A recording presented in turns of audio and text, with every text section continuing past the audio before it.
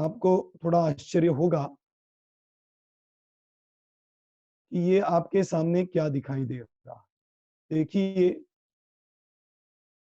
अभी जैसे जैसे आज और कल में आगे बढ़ेंगे, वैसे ये विषय और अधिक क्लियर होगा और खुलता जाएगा। कुछ कंसेप्ट्स मैं आपको आज क्लियर करने जा रहा हूँ, जिससे वो विषय आपको आज का और कल का बहुत बढ़िया समझ में आए। देखिए, ये आपके सामने दिखाई दे रहा है, ये लवण समुद्र का भाग है। लवण समुद्र मतलब क्या? ये मैंने उसका एक हिस्सा यहाँ पर बनाया हुआ है। ऐसे गोल राउंड लवण समुद्र होता है। और ये जो काला आपको दिखाई दे रहा है ना, ये काला है भूमिया। कौन कौन सी भूमिया? इस तरफ तो आपको जम्बू द्वीप है और इस तरफ धात की खंड द्वीप। इसके बीचों बीच यह समुद्र है। अब ये जो समुद्र है, यह लवण समुद्र, इनके तीन कंसेप्ट आप समझ लेना। ये जो लाइन दिखाई दे रही ना, इसको कहते हैं समतल भूमि। समतल भूमि मतलब क्या? कि जैसे जम्बू द्वीप की ये भूमि है, इस भूमि के समान लेवल पे लवण समुद्र का जो भाग है, उसको कहते हैं समतल भूमि। और उस समतल भूमि के नीचे ये जो आपको गहराई दिखाई दे रही ना, ये होगी उसकी नींव। और ये जो ऊपर दिखाई दे रहा है, ये है लवण समुद्र का जल। आप सोच रहे होंगे, ये तो पर्वत जैसे दिखाई दे रहा है और पंडित जी इसको जल बोल रहे हैं, हम कैसे माने? समझना, इसको समझने के लिए इतना ऊंचा बनाया हुआ है। जब हम इसको गोल रूप में देखेंगे तो उसकी ऊंचाई इतनी बड़ी नहीं होती, लेकिन पहले समझ में आए इसलिए मैंने थोड़ा ज्यादा ऊंचा बनाया। ठीक है, ये नीचे है इसकी नींव, ऊपर है ये समुद्र बढ़ा हुआ और दोनों तरफ घटते हुए कम होता जाता है। और बाउंड्री के पास, जिसको हमने पहले देखा था कि जम्बू द्वीप की जगती, इस जम्बू द्वीप की जगती के पास वह बिल्कुल जल लेवल हो जाता है।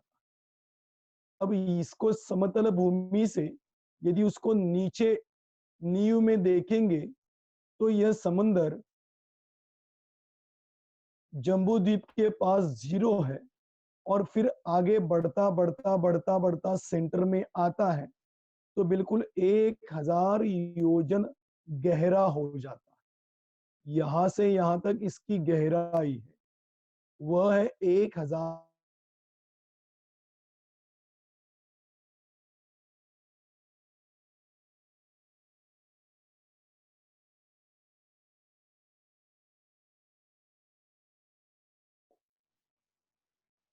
हो गई? स्क्रीन नहीं आया अभी?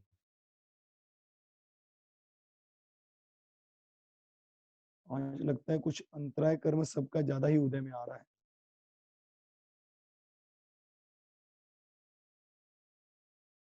हाँ, आ गया स्क्रीन पे। अब देखिए, यह आपको जो दिखाई दे रहा है, यह लवण समुद्र बिल्कुल सेंटर में। अब लवण समुद्र की चौड़ाई कितनी है? 2 लाख योजन है। इस 2 लाख योजन का सेंटर लेंगे तो 1 लाख योजन होगा। और 1 लाख योजन के सेंटर में यदि हम इसकी नींव देखेंगे तो बिल्कुल पूरी की पूरी 1000 योजन गहरी। वहां से कम होते होते जल का प्रमाण कम हो रहा है और भूमि का प्रमाण बढ़ रहा है। और जहां पर जम्बू द्वीप है, वहां पर बिल्कुल जीरो हो जाता है। इस तरफ भी इसी प्रकार का है। अब दूसरी बात यह समझनी है कि यह नींव बिल्कुल सेंटर में 10,000 योजन, मतलब अपन ने इस लवण समुद्र का सेंटर निकाला तो 1 लाख योजन। इस 1 लाख योजन के राइट हैंड में 5,000 योजन और लेफ्ट हैंड में 5,000 योजन। ऐसे इसका प्रमाण निकालेंगे तो समझना 10,000 योजन, जैसे मैं आपको यहाँ पर दिखाने जा रहा हूँ।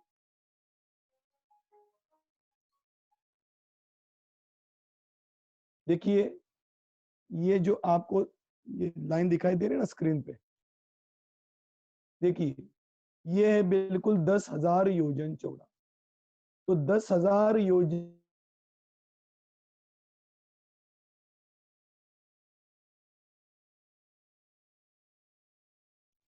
और फिर दोनों तरफ बढ़ घटती हुई इन दोनों द्वीपों के पास कम हो जाती।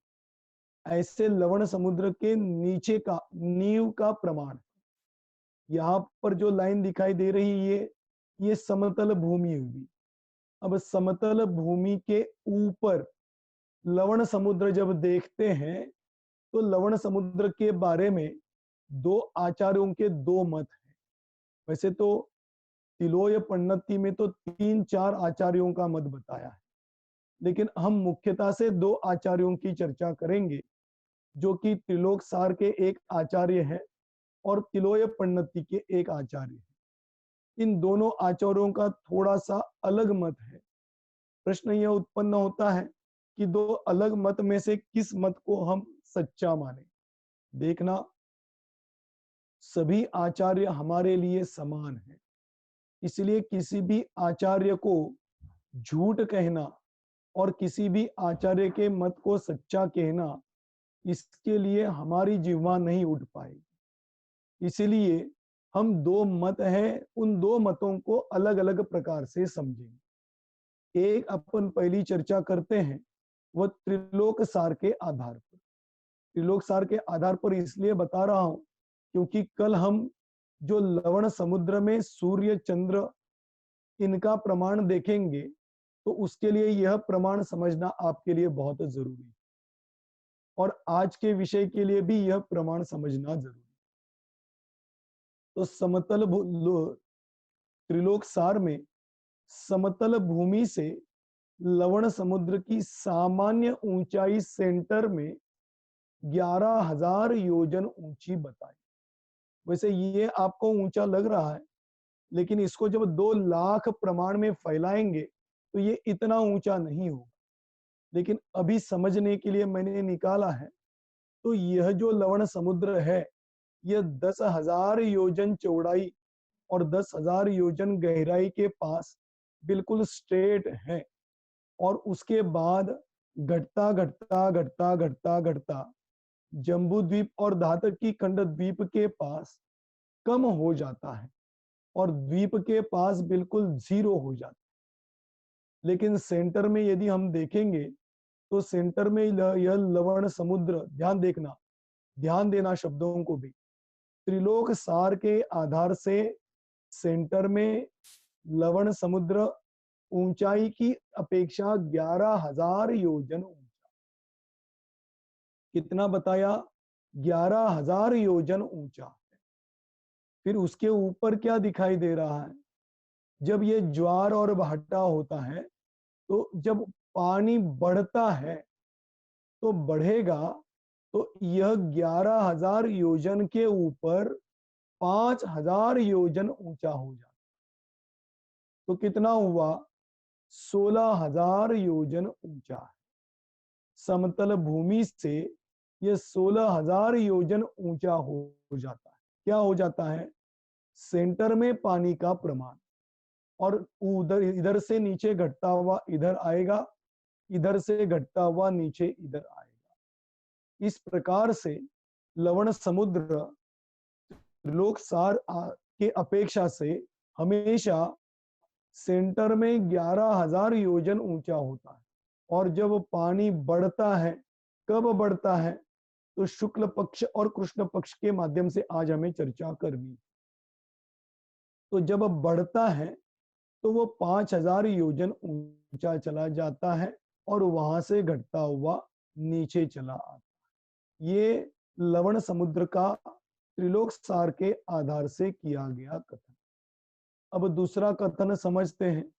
ये जो आपको दिखाई दे रहा है ये कथन तिलोय पन्नति के आधार से चर्चा कर। तो तिलोय पन्नति में इसी लवण समुद्र का प्रमाण बताया। यह लवण समुद्र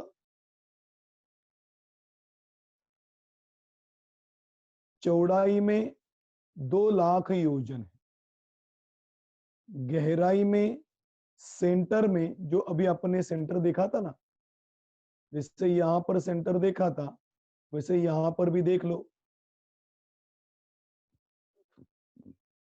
देखिए सेंटर में गहराई में 10,000 योजन गहरा और 10,000 योजन समान है।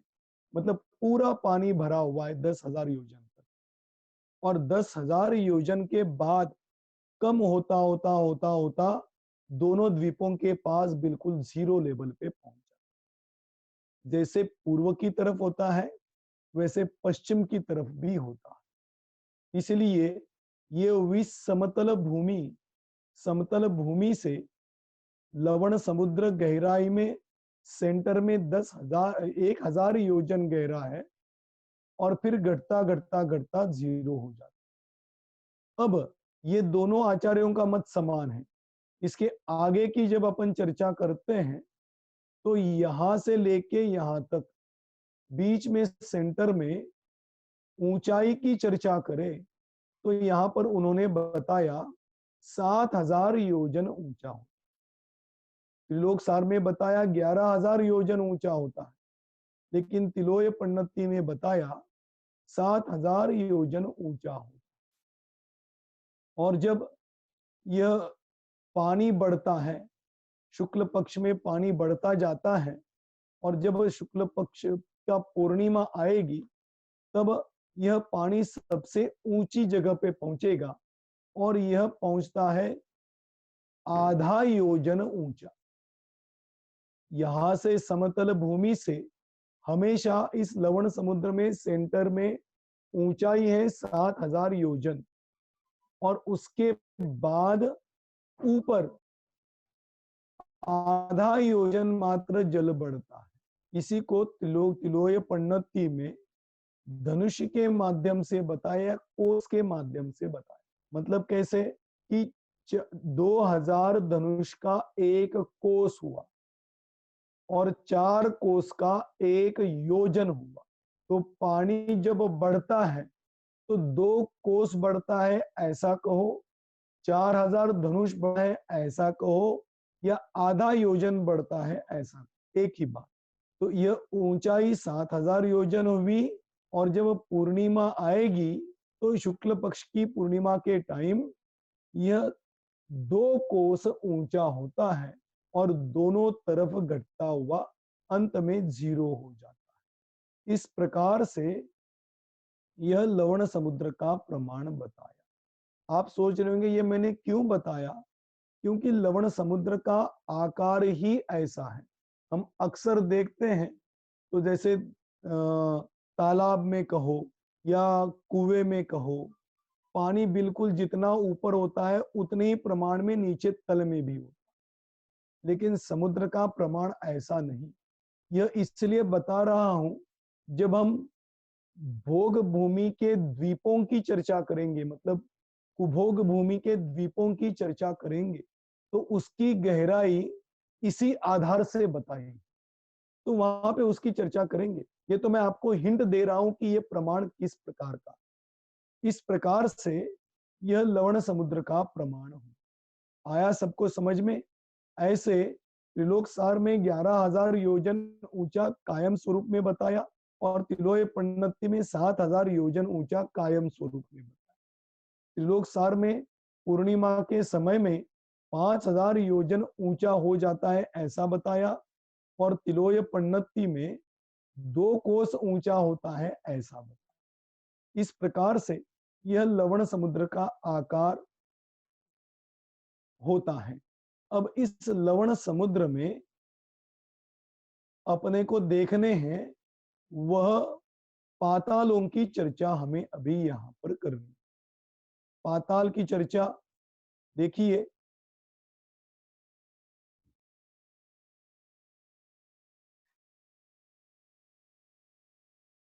अब यह आप देख रहे हैं, यह पाताल कल अपन ने देखा था ना, सामान्य रूप से 4 दिशा में 4 पाताल होते हैं।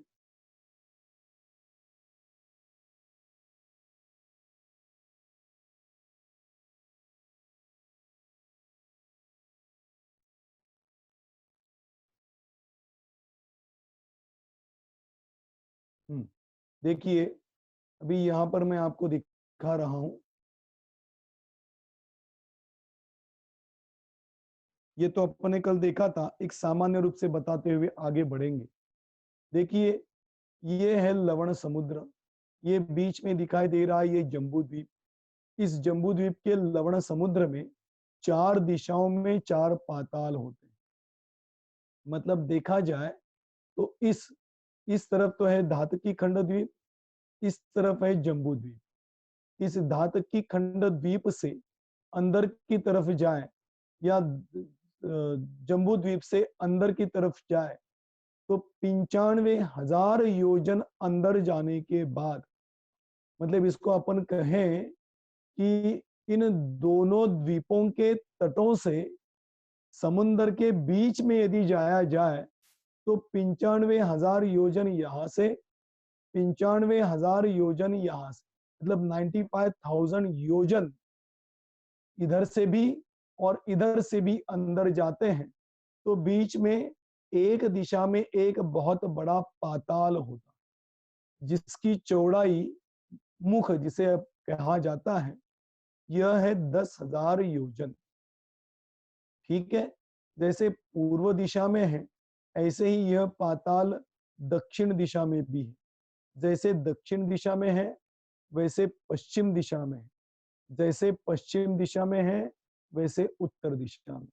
तो ये 4 दिशाओं में, मुख्य दिशाओं में ये 4 बड़े बड़े पाताल हैं जो कि दोनों तरफ की तटों से 95,000 योजन लवण समुद्र में चले जाते हैं।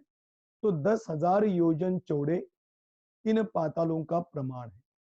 यह सबसे बड़े पाताल हुए। इनकी 4 विदिशाओं में 4 मध्यम पाताल होते।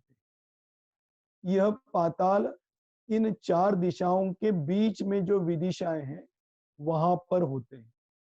देखिए, इसकी चौड़ाई है 10,000 योजन। इस मध्यम पाताल की चौड़ाई है 1,000 योजन। इतने चौड़े यह पाताल 4 उपदिशाओं में होते।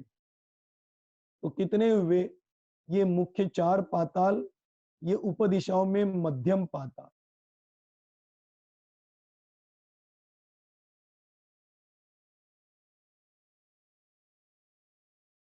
तुम्हें कौन फोन करते बघ अडचण काय त्याच्यावर?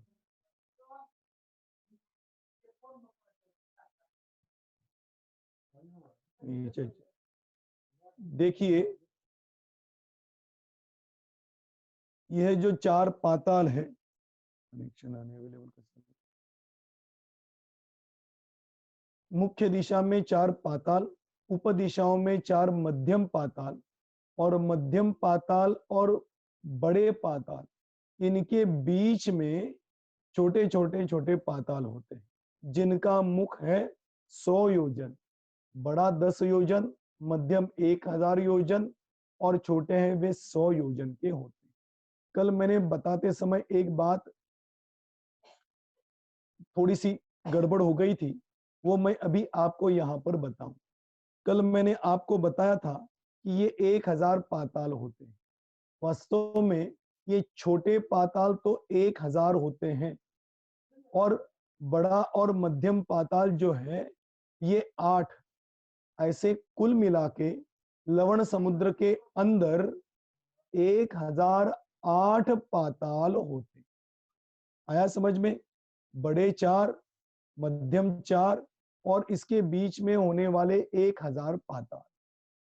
अब इस प्रकार से 1,008 पातालों का आकार इस लवण समुद्र में होता है। ऐसे इन पातालों का क्षेत्र लवण समुद्र में हमने बताया। अब इन पातालों का कार्य क्या है उसके बारे में अभी अपन यहाँ पर चर्चा करने जाएंगे। इसलिए उस पाताल का स्वरूप पहले समझे कि पाताल कैसे हैं। देखिए, ये अभी अपन आपके स्क्रीन पे आ रहा है, यह है सबसे बड़ा पाताल। यह जो पाताल है, यह पाताल ऊंचाई में 1,00,000 योजन ऊंचा होता, चौड़ाई में 1,00,000 योजन चौड़ा होता है। ठीक है, 1,00,000 योजन ऊंचा, 1,00,000 योजन चौड़ा और इसकी भित्ति, भित्ति मतलब इसकी चौड़ाई मतलब ये जो कलश जैसा आकार है ना, इस कलश जैसे आकार के थिकनेस, वो थिकनेस है 500 योजन चौड़ा। और वो जो थिकनेस है वह है वज्र से बनी हुई। मतलब इस पातालों का जो मोटाई कहो, इन पातालों के लेयर की मोटाई कहो, यह मोटाई 500 योजन चौड़ी और वज्र से बनी हुई है। ऐसे यह 1 लाख योजन के ये पाताल, इन पातालों को 3 भागों में विभाजित किया।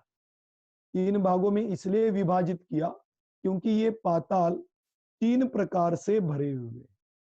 एक भाग जल से भरा हुआ है, एक भाग जल और वायु से भरा हुआ है, और एक भाग पूर्ण रूप से वायु से भरा हुआ है। मतलब नीचे वाला जो भाग है वो पूर्ण रूप से वायु से भरा हुआ है, बीच वाला भाग है यह जल और वायु से भरा हुआ है, और ऊपर का भाग सिर्फ जल से भरा हुआ। इसका प्रमाण है 1 लाख योजन को हम 3 से डिवाइड करें, भाग दें, तो यहाँ पर 33,333.33 क्या बताया? 33,333.33, 30 कहो 33 कहो, इतनी तो है इस ऊपर के भाग की ऊंचाई। मतलब पाताल के 3 भाग किए, एक भाग का प्रमाण है 33,333.33, इतनी इसकी ऊंचाई। जितनी एक की ऊंचाई है उतनी ही दूसरे की भी ऊंचाई है, उतनी ही तीसरे की भी ऊंचाई है। ऐसे 1 लाख योजन पाताल को 3 भागों में विभाजित किया, और उन 3 भागों में अलग अलग प्रकार से भरा हुआ वस्तुएं कहो या पदार्थ कहो। तो ये नीचे वाला जो 33,333 वाला भाग है, इसमें पूरा वायु भरा हुआ है। बीच वाला जो है वो जल और वायु से भरा हुआ है, और ऊपर का है वो पूर्ण रूप से जल से भरा हुआ है। आपको प्रश्न उत्पन्न हुआ होगा कि ये कैसे संभव है? नीचे की वायु पे जल कैसे टिकेगा? वो वायु के अंदर नहीं चला जाएगा। देखिए, जैसे जल में प्रेशर होता है ना, वैसे ही वायु में भी प्रेशर होता है। इसके लिए सबसे बढ़िया आपको उदाहरण आपके किचन का मिलेगा। आपने प्रेशर कुकर तो देखा है ना, रोज सुबह लगाते हैं आप किचन में, उसमें चावल आदि बनाते हैं। उसके ऊपर एक सीटी होती है, वो सीटी तो लोहे की होती है, स्टील की होती है, लेकिन वो सीटी, उसके अंदर जब हवा का प्रेशर बढ़ता है तो वह हवा का प्रेशर उस सीटी को ऊपर धकेलता है और बाहर आ जाता है। इसका मतलब जब वायु का प्रेशर हो तो वो प्रेशर लोहे को भी उठा लेता है। इसी प्रकार से यह वायु इतना प्रेशर से भरा हुआ है। तो प्रश्न यह है कि किसने भरा? इसीलिए हमारे भगवान कहते हैं कि इस दुनिया की किसी भी वस्तु को किसी ने भी नहीं बनाया, यह सब वस्तुएं स्वयं निर्मित बनती हैं। यह जीव तो इस वस्तु को करने का, धरने का, बनाने का मात्र व्यर्थ का विकल्प मन में धारण करता है, और अंतरंग में मिथ्या मान्यता ये धारण करता है कि मैंने बनाया। अब मैं पूछता हूं, ये जो पाताल आपको स्क्रीन पे दिखाई दे रहा है, ये स्क्रीन पे दिखाई देने के लिए ये चित्र किसने बनाया?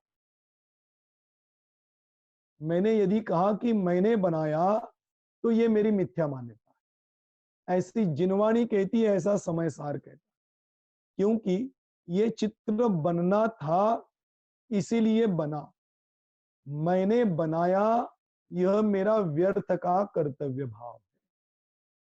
यही कर्ता कर्म अधिकार में समय सार में बताया है। चलो ठीक है, वो प्रकरण वहां पे जब देखेंगे तो विस्तार से देखेंगे। अभी तो यह देखना कि ये वायु का प्रेशर इतना अधिक होता है कि वो ऊपर जल से नीचे नहीं आने देता। जल ऊपर ही रहता है और वायु नीचे ही रहती है, और बीच वाला जो भाग है ये जल और वायु से पूरी तरह से भरा हुआ है। ऐसा यह सबसे ऊंचा पाताल है। ठीक है, अब हम इस पाताल को देखने के लिए अभी थोड़ी चर्चा करेंगे, वो पक्ष की करेंगे। देखिए, एक महीने में 2 पक्ष होते हैं। पक्ष मतलब 15 दिन को कहते हैं पक्ष। जैसे आप देखते हैं ना, मासिक जो आते हैं वह पाक्षिक मासिक भी होते हैं। पाक्षिक मतलब 15 दिन में आने वाले मासिक को पाक्षिक मासिक कहते हैं। मतलब 15 दिन को पक्ष कहते हैं, और 15 दिन में पक्ष बदलता है। 15 दिन के लिए कृष्ण पक्ष होता है और 15 दिन के लिए शुक्ल पक्ष होता है। कृष्ण पक्ष और शुक्ल पक्ष किसे कहते हैं, थोड़ा समझना। ये तो ज्योतिष देवों की जब चर्चा करेंगे तो वहां पे आने वाला प्रकरण है, लेकिन उसका यहाँ पे कुछ संबंध है। अब देखना, समुद्र देख रहे हैं, लवण समुद्र, लेकिन साथ में ज्योतिष देवों का प्रमाण भी समझना जरूरी है। वो तो कल भी आपको पता चलेगा। और साथ में नरक का प्रमाण देखना भी जरूरी है, वो मैं आपको अंत में बताने वाला हूं। तो यह जो पाक्षिक मतलब, देखो, शुक्ल पक्ष और कृष्ण पक्ष। शुक्ल पक्ष किसे कहते हैं कि अमावस्या से पूर्णिमा तक एक एक बढ़ने वाले दिन को शुक्ल पक्ष कहते हैं। शुक्ल मतलब सफेद, सफेदी की तरफ बढ़ने वाले दिन के क्रम को शुक्ल पक्ष कहते हैं। सफेदी क्यों? क्योंकि शुक्ल पक्ष में आपने ये भी देखा होगा, पूर्णिमा में चंद्र पूरा पूरा हो जाता है और अमावस्या में पूरा मिट जाता है। तो अमावस्या से जब पूर्णिमा की तरफ बढ़ते हैं तो चंद्र की कोर थोड़ी थोड़ी थोड़ी थोड़ी थोड़ी बढ़ती जाती है, और जब पूर्णिमा आती है तो पूरा चंद्र हो जाता है। तो वो क्या हुआ, बढ़ने के लिए सफेदी बढ़ी। एक सामान्य रूप से कह रहा हूं, अब सफेदी तो समझने की बात है, प्रतीकात्मक बातें हैं, लेकिन सफेदी के बढ़ने को कहा शुक्ल पक्ष, और अंधेरे के बढ़ने को या कालीमा के बढ़ने को कहा कृष्ण पक्ष। ठीक है, तो अमावस्या से पूर्णिमा तक हो गया शुक्ल पक्ष, और पूर्णिमा से अमावस्या तक हो गया कृष्ण पक्ष। अब ये जो 2 पक्ष है, इन 2 पक्षों में इन पातालों में होने वाले इन 3 वस्तुओं में गड़बड़ हो जाती। गड़बड़ होती है मतलब ऊपर जल, नीचे वायु, बीच में दोनों मिक्स। यह जो प्रमाण है, और यह प्रमाण ऊंचाई में कितना है, 33,333.33, ये प्रमाण है। जब पूर्णिमा से अमावस्या या अमावस्या से पूर्णिमा तक यह प्रमाण बढ़ता है, मतलब शुक्ल पक्ष की ओर बढ़ने वाले दिन है, उस समय यह जो पाताल है, इन पातालों में इन तीनों का प्रमाण घटता बढ़ता है। कैसे घटता बढ़ता है, जब शुक्ल पक्ष की ओर बढ़ते हैं तो ये वायु का प्रमाण बढ़ता जाता है। कहां पे बढ़ेगा, बीच वाले भाग में बढ़ेगा। इसको वहां पे त्रिलोक सार में या तिलोक पन्नति में कहा है कि ये वायु, ये जल, इसमें होने वाला जल वायु रूप से परिणमित होता। मतलब ये वायु पहले तो 33,333 इतनी ऊंचाई पे थी। अब जब कृष्ण पक्ष से शुक्ल पक्ष की ओर बढ़ते हैं तो ये वायु का प्रमाण यहां ऊपर बढ़ता जाए, और इसमें से जो जल है वह वायु रूप से परिणमित होगी, और जब पूर्णिमा आएगी तो ये पूरा का पूरा भाग भी वायु रूप में परिणमित होगा। कैसे, ये देखिए, ऐसे जल था, इसमें जल मिश्रित वायु थी, वह बढ़ते बढ़ते बढ़ते बढ़ते 15 दिन में पूरा वायुमय बन गया। समझना, अब जो ये वायु बना, ये कौन से पक्ष में बना? शुक्ल पक्ष में बना।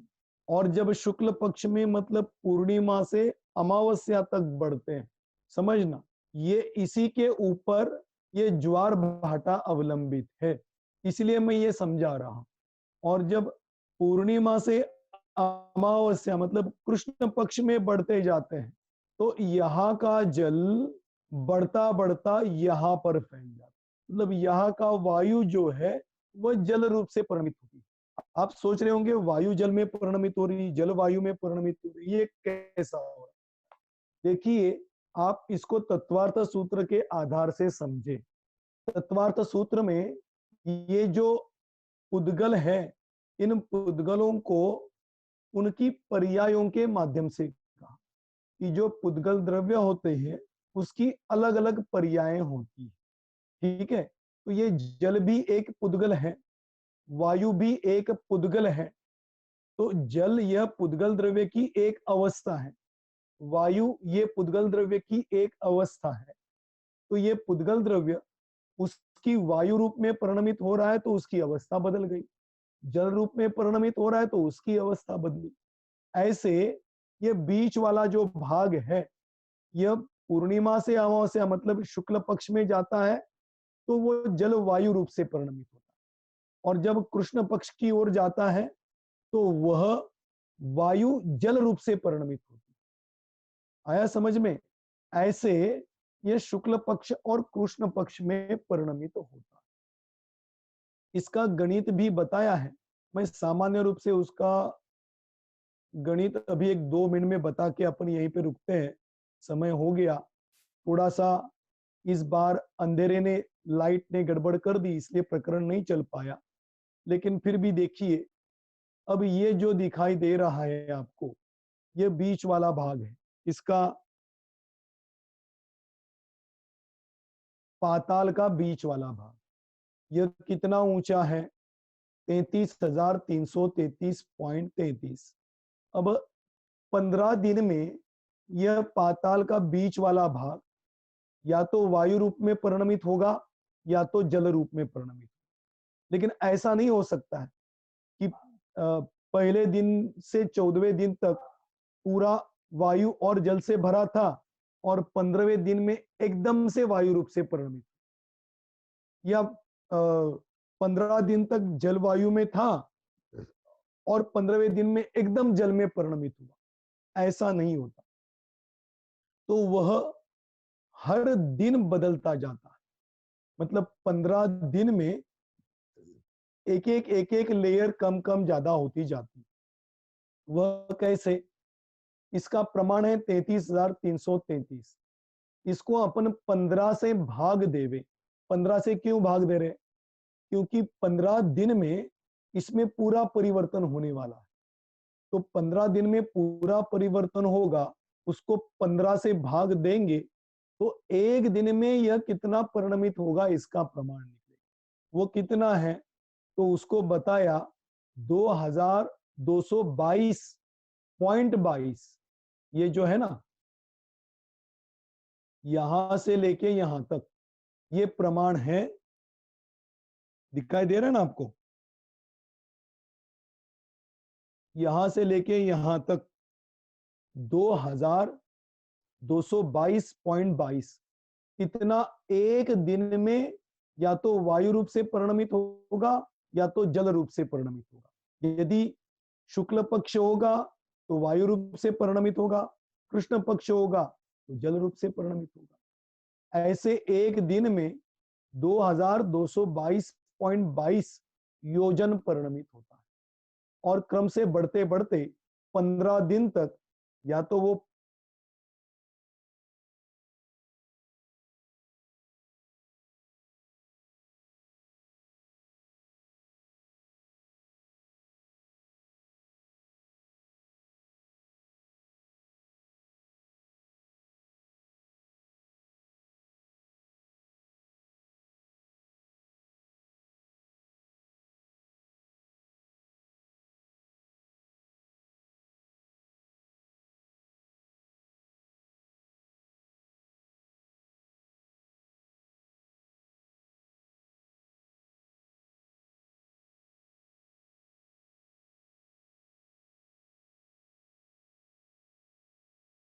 परिणमित होगा। अब एक बात बता के यहीं पे अपन रुकते हैं, फिर विस्तार आगे देखेंगे, ठीक है।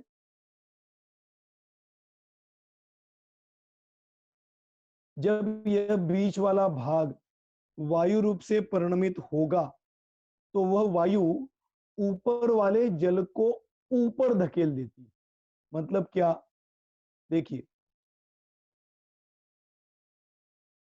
ये जब अपना ये वायु बढ़ते हुए यहां तक आई तो इस जल को ऊपर धकेलती, और जब ऊपर धकेलेगी तो ऊपर समुद्र वाला जो जल है वह ऊंचा हो जाए।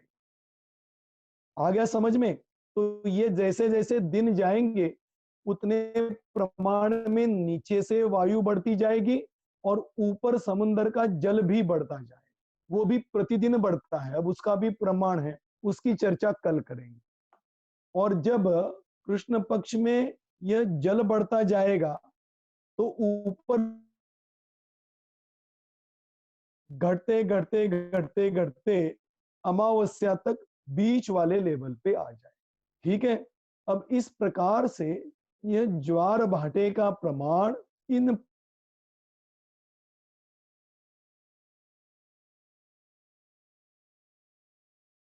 प्रमाण देखेंगे। चलिए, इतना कह के मैं आज का यही विषय समाप्त करता हूँ। यदि किसी को प्रश्न हो तो कल पूछना, आज समय हो गया है, अभी प्रवचन का समय हुआ। हाँ, अब ऐसा आवाज आ रही है? आ रही आ रही है। हाँ वैसे कल्पना बहन जी अभी 8:05 पे जुड़ेंगी, तो अपन हाँ, प्रश्नोत्तर का रख सकते हैं। अभी अपन पास 10 मिनट हैं पूरे। चलो ठीक है, तो बहुत बढ़िया। जी। हाँ, चलिए, किसी को प्रश्न पूछना हो तो पूछिए। जय जिनेन्द्र पंडित जी। जय जिनेन्द्र, बोलिए। पंडित जी, छोटे बड़े जितने पाताल है, सबसे छोटे से छोटा जो पाताल है, क्या उसकी बाउंड्री वज्रमयी ही होती है? बिल्कुल, तीनों पातालों की बाउंड्री वज्रमयी है। जी जी, जय जिनेन्द्र। जय जिनेन्द्र। आगे। जय जिनेन्द्र पंडित जी। जय जिनेन्द्र, बोलिए। हाँ, मेरा एक प्रश्न तो ये है कि जो 1008 पाताल है, हाँ, उनमें सब में ये प्रक्रिया कम ज्यादा वायु और जल की एक साथ होती है? बिल्कुल एक साथ होती है। हाँ। और सेकंड प्रश्न मेरा ये कि जो डेली समुद्र के पानी में कम ज्यादा उतार चढ़ाव आता है, वो किस कारण से आता है?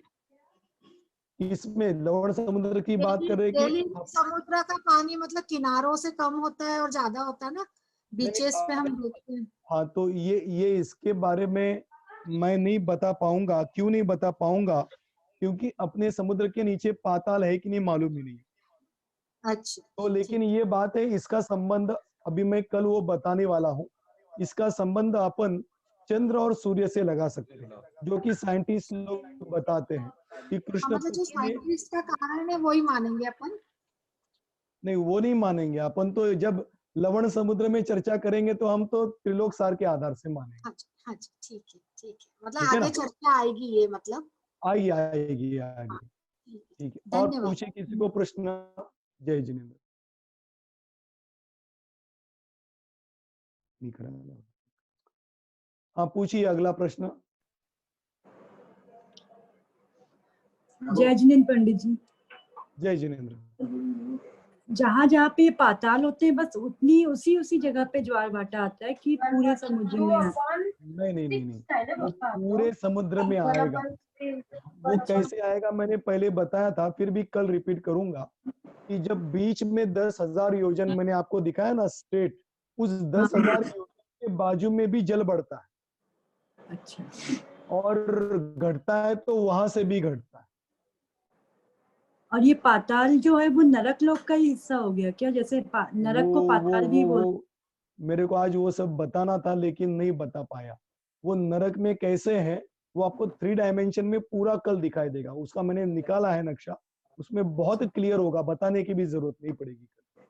ठीक है, थैंक यू। जय जिनेन्द्र। अगला प्रश्न पूछिए।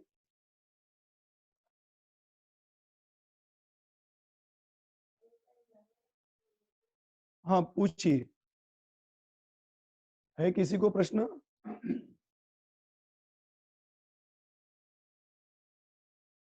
है किसी को कोई प्रश्न? हाँ, जय जिनेन्द्र पंडित जी। हाँ आपने ये जो बताया वायु का प्रमाण बढ़ता है और पानी का प्रमाण भी बढ़ता है, तो वो उसका कारण क्या है, वो कैसे पता चलेगा? उसका प्रमाण तो मैंने बताया ना, कारण तो ये है कि पातालों में वो वायु बढ़ती है तो वायु प्रेशर से ऊपर आएगी तो जल ऊपर जाता है, और जब वो वायु कम होती है तो जल नीचे आता है तो अपने आप वो प्रमाण नीचे भी आएगा। हाँ, तो वो वायु का प्रेशर क्यों बढ़ता है वो ऐसा है, त्रिलोक सार में ये बताया कि वो स्वयं की उसकी योग्यता है कि जब वह शुक्ल पक्ष शुरू होता है और कृष्ण पक्ष शुरू होता है तो अपने आप उसका घटना बढ़ना नैसर्गिक है, प्राकृतिक है, तो उसको कोई बढ़ाता नहीं, कोई घटाता नहीं। बराबर। जय जिनेन्द्र। ठीक है ना, जय जिनेन्द्र। और पूछिए। भाई साहब YouTube से एक प्रश्न है।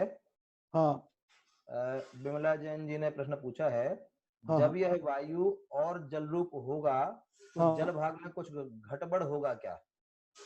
जल भाग में ऊपर के जो दो भाग है ना, ऊपर का पहला भाग तो जलमय है, बीच वाले भाग में जल बढ़ेगा तो वो जो ऊपर चढ़ा हुआ जल था ना, मतलब 11,000 से 16,000 तक पहुंचा था, वो घटते घटते नीचे फिर 11,000 पे आए।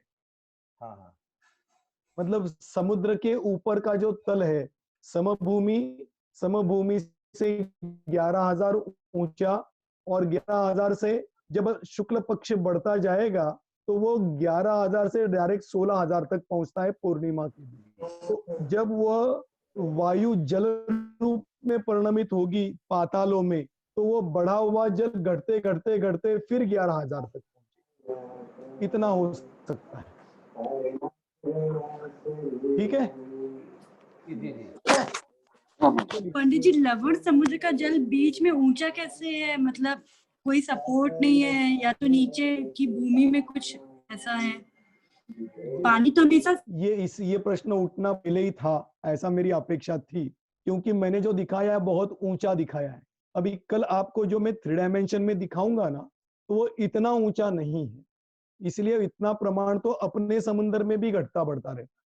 थोड़ा बीच में पानी बढ़ता भी है और थोड़ा घटता भी है, लेकिन जो छोटे प्रमाण में दिखाया ना तो ऊंचाई आपको ज्यादा दिखाई, इसलिए ऐसा लगता है कि इतना ऊंचा पानी कैसे टिकेगा, दोनों तरफ बहना चाहिए, लेकिन ऐसा नहीं होता है। वो आपको कल दिखाऊंगा तो समझ में आएगा। और दूसरी बात है, ये तो प्राकृतिक कार्य है, वो क्यों ऊंचा होता है इसको नहीं बता सकते, ऊंचाई में कैसे टिकेगा ये भी नहीं बता सकते। वो होता है, ये प्रमाण त्रिलोक सार में बताया, तिलोक पंडिती में आचार्यों ने बताया, उसको हमें एक्सेप्ट मतलब समझना है। ठीक है, चलिए, मेरे अंदर से सबके प्रश्न खत्म हो गए होंगे, और भी होंगे तो कल के लिए बचा के रखना, कल अपन उसकी चर्चा करेंगे। आज अपन यहीं पे विराम लेते हैं। जय बोलो महावीर भगवान की जय। हाँ, सभी को सादर जय जिनेन्द्र। आदरणीय विक्रांत जी भाई साहब की हमारी क्लास सुन रहे थे। ये आपको जानकारी तो होगी, फिर भी बता दूं कि जो क्लास भाई साहब के चल रही हैं वो सर्वोदय अहिंसा का जो YouTube चैनल है उस पर ये बराबर अपलोड होती हैं। तो अगर आपको कोई पिछली कक्षा देखनी हो, सुननी हो, तो आप वहां पर जाकर इनको सुन सकते हैं। और हमने जम्बू द्वीप के नाम से 2 ग्रुप बना रखे हैं, उनमें भी आप अपना मैसेज करेंगे तो वो अगले दिन भाई साहब उसका उत्तर क्लास में दे देते हैं। अभी हमारे बीच में आदरणीय विदुषी बहन जी, ब्रह्मचारिणी कल्पना बहन जी जो है पर्व क्या है इस विषय पर अपनी चर्चा प्रारंभ करेंगी। बहन जुड़ रही हैं।